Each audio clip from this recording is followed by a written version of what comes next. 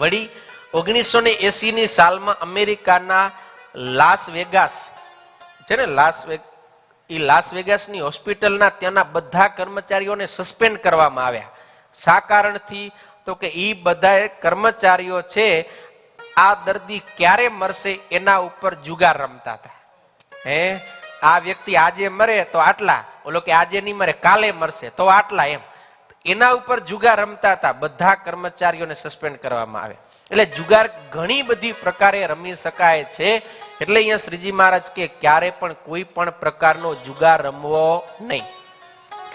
ભાઈ આપણે તો ધાર્મિક વૃત્તિવાળા એટલે જુગાર તો રમતા નહીં હોય. રમી તો ધાર્મિક વૃત્તિવાળા ગોકુળ આઠમની રાહ જોયો. શેની રાહ જોયે?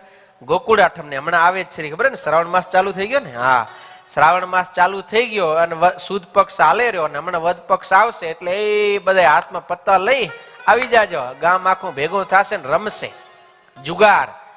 તો ધાર્મિક માણસો છે ને એ બધાએ વ્રતોના દિવસે, ગોકુળ આઠમ એટલે ભગવાન શ્રી કૃષ્ણનો જન્મ દિવસ છે. ભગવાન શ્રી કૃષ્ણએ જયારે પાંડવો દ્યુત રમ્યા હતા ને ત્યારે ઠપકો આપ્યો હતો કે આ શું કરી આવ્યા તમે. અને એ જ ભગવાન શ્રી કૃષ્ણના જન્મ દિવસને દિવસે આપણે રમીએ તો શું ભગવાન રાજી થતા હશે? એમ હું સમજો તમારા મનમાં? કનૈયાને રાજી કરવા જુગાર રમો રહ્યા? ભગવાન નારાજ થાય છે, ભગવાનને પસંદ નથી, શાસ્ત્ર ના પાડે છે. માટે ક્યારે જુગાર ન રમાય.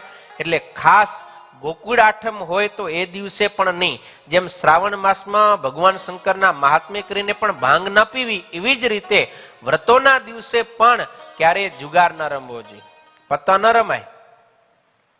ઘણા પછી વ્રત કર્યો એમાં જાગરણ આવે અને જાગરણનો ભાવ ખબર છે તમને? જાગરણ કેને કહેવાય? જાગરણનો મતલબ છે આપણે બધી ઇન્દ્રિયોથી જાગીને ભગવાનમાં જોડાવાનું હોય એમ. અને જાગરણની અંદર પત્તા કૂટે ને ગામ ગપાટા મારે ને વ્યસન કરીને જાગરણ ન કે ઉજાગરા કહેવાય. એના કરતા તો હુઈ જાવ ઈ હારા. તમે ઊંઘ તો આવે, શરીરને તો સુખ મળે. આ તો ખાલી ખાલી જાગવાનું, પછી ઊંઘ ના આવે તો શું કરશું? ચાયની ચુસ્કી ચડાવશે ને, બીડી સિગારેટ ફૂંકશે ને, તમાકુ ચડાવશે ને, પત્તા રમશે ને. એને જાગરણ ન કહેવાય ને ઉજાગરા કહેવાય. એવા ઉજાગરા ક્યારે પણ કરાય નહીં. શાસ્ત્રમાં જે કોઈ વ્રતની અંદર જાગરણ કરવાનું કીધું છે એ શાસ્ત્રના ભાવને સમજો. એ જાગરણનો મતલબ છે તમે ભગવાનની ભક્તિ કરો, કીર્તન ગાઓ, ધૂન કરો. એવી રીતે તમે સમય પસાર કરીને જાગરણ કરો તો એ જાગરણ સાચું કહેવાય. ખોટા ધંધા કરીને તમે જાગો એ જાગરણ કહેવાય, એને તો ઉજાગરા કહેવાય. એવા ક્યારે કરવા જોઈએ નહીં. હવે આ જુગારની અંદર કેટલું નુકસાન થાય તો આંકડાકીય અમુક માહિતી. ભારત સરકારનું સુરક્ષા બજેટ છે ને એ કેટલું? 77,000 કરોડનું છે. 77,000 કરોડનું એમ. એટલે કદાચ થોડાક વર્ષો પહેલાનું આ રિસર્ચ હશે તો 77,000 કરોડનું સુરક્ષા બજેટ છે. જ્યારે ખાલી મુંબઈની અંદર દર વર્ષે 50,000 કરોડનો જુગાર રમાય. ખાલી મુંબઈની અંદર. ઓલું આખા ભારતનું સુરક્ષા બજેટ છે, જ્યારે એકલા મુંબઈની અંદર દર વર્ષે 50,000 કરોડનો જુગાર રમાય. જેમાં 30,000 કરોડ સટ્ટો ક્રિકેટનો હોય, 2,000 કરોડ સટ્ટો વરલી મટકાનો, 5,000 કરોડ રેસનો, 2,500 કરોડ પત્તાબાજીનો, 6,000 કરોડ લોટરીનો અને 3,000 કરોડ વરસાદ થશે કે નહીં એનો સટ્ટો રમાય. વેલા રમવો આપણે? વરસાદ થશે કે નહીં થાય? હિરેન શું લાગે થશે? આજે કાલે હિરેન એકને આમ પૂરું કર્યો, જેવો એકને સ્ટ્રીમિંગ માંથી ઉભો થયો ને કે જાઓ દરવાજે પહોંચે ને ખડખડાટ વરસાદ પડ્યો, પાછો આવીને બેસી ગયો. એમ હાલો આપણે આજે રમશું? થશે કે નહીં થાય? કયો તો શું કયો? સંગીત વાળા થશે નહીં થાય? વરસાદ થશે. કેટલાની કેવો? કેટલાની ના પાડે રહ્યા એ કે આટલો તમે ઉપદેશ દીધો, હવે ન રમે.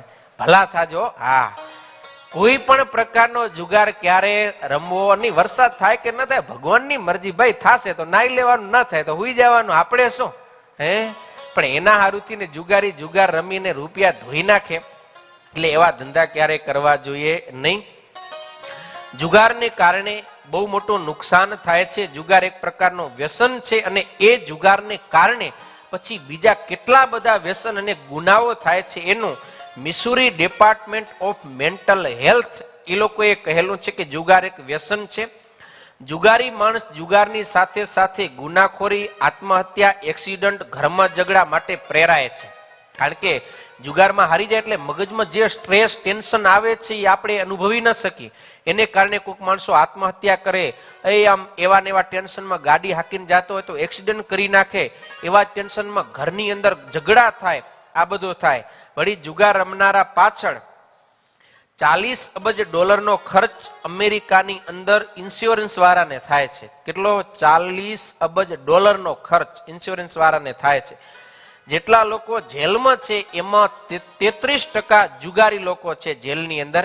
દર 5 જુગારીમાંથી 1 જણ આપઘાત કરવાનો પ્રયત્ન કરે છે. આવા જુગારી પતિ કે પત્નીને બીજા કરતા 3 ગણો આપઘાત કરવાનો ચાન્સ વધી જાય છે. દર 4 માંથી 1 જુગારીએ રમવા જતા અકસ્માતનો ભોગ બને છે. જુગારીઓના છોકરાએ સામાન્ય છોકરા કરતા આપઘાત વધારે કરે છે. સ્કૂલમાં પરિણામ સારું આવતું નથી અને જુગારીના છોકરાઓ ડ્રગ્સના વ્યસને ચડી જતા પણ ઘણું જોવા મળે છે. આવું રિસર્ચ થયેલો છે. બરોબર ને? માટે ડ્રગ્સ પણ ક્યારે આપણે લેવું જોઈએ નહીં. તો આ રીતે વ્યસન અનેક પ્રકારના શાસ્ત્રની અંદર બતાવ્યા છે.